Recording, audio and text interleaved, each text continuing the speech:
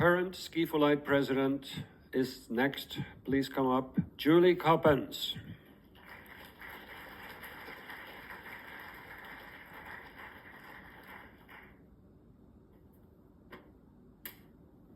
Thank you, Einar. Let's just have another round of applause for him. What a wonderful MC.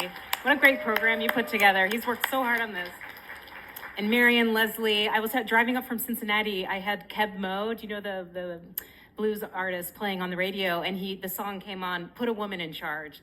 And I thought of you ladies. You are rocking it. Thank you so much for this incredible evening.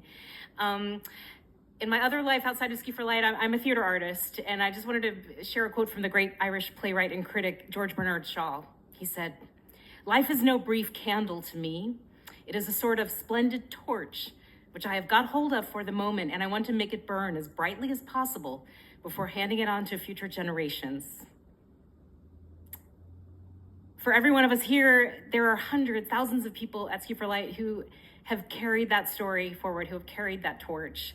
And I just want to say that if tonight's stories you've heard, the people you've met, if that's lit a little spark in you, you're feeling the fire, there are a few things that you can do. First of all, come play in the snow with us. Sherry talked about our Provo event in January in Provo. We are still recruiting guides. We definitely need a few more folks to go out and ski with our visually mobility impaired skiers. We also need other volunteers. So if you're not necessarily a skier, there's a lot of other ways you can help as a worker bee. And because it's our anniversary, we chose to have our event at a big downtown Marriott, plenty of room for all of you to come, be a guest, have a good time with us. Go to sfl.org and apply. It's really easy to do, but please act now because we need you. And be thinking about SFL 2026. We generally don't announce the next site, but I'll just say it's at a somewhat higher elevation than Provo. It's gonna be fantastic as well. Another way you can help, obviously, with your financial contributions. And you see these on your table. We've got pledge cards, envelopes. If you feel moved to give tonight, I will gratefully accept that and turn it in. You can also just take it home, talk to your friends, talk to your loved ones. On the back of your program, take this home as well. There's a QR code that takes you right to our donation page. It's really easy to give online. You may or may not know this, but everyone who comes to Ski for Light, it's not a free trip. We all pay our way to go. Everyone pays something. And but thanks to the generous donors that we have, we're able to subsidize the cost of the event. This year at Ski for Light in Provo, it's a very high-end ski center we're going to. Provo's expensive. Everything's getting more expensive for us, just like for everyone else in the world. But we're able to offset the cost by almost a fourth, thanks to the generosity of our donors, foundations, all the people who give. So thank you for that. And I will say, as time goes on, we are fighting climate change. The fact is there are fewer places around the country with reliable snow in moderately priced ski destinations. There just aren't too many of them left, and so we're left to go to where all the downhill skiers go. And if you've ever been to Vail or Telluride, these are expensive places. And so we do face something of an existential threat to our sport, our skiing. We want to go to places where there will be snow. And to do that, we need snow angels. So that's another way that you can give and support the next 50 years.